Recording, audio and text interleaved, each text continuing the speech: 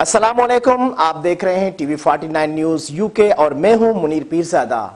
आइए आपको ले चलते हैं आज की खबर की जानिब। सऊदी अरब में पाकिस्तान के सफीर lieutenant general retired Bilal Akbar के एहसास में अलविदाई तकरीब मुनक़िद की गई, जिसमें सफारत खाना पाकिस्तान के अफसरान समेत स्टाफ ने उन्हें अलविदा कहा और नए ख्वाहिशात का इजहार किया।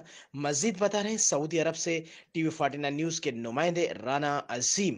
सऊदी अरब के दारुल रियाद में सफारतखाना पाकिस्तान के चांसलरी हॉल में मुनक्किद होने वाली अलविदाई तकरीब में सफ़ीर Pakistan lieutenant general retired Bilal Akbar का कहना था कि 10 माह सऊदी अरब में क़याम के दौरान पाकिस्तानी कम्यूनिटी और वर्कर्स को दरपेश मसाइल के हल के लिए भरपूर कोशिश की, जिसमें दीगर सफारती अफसरान और अमले का ताउन मौसर रहा।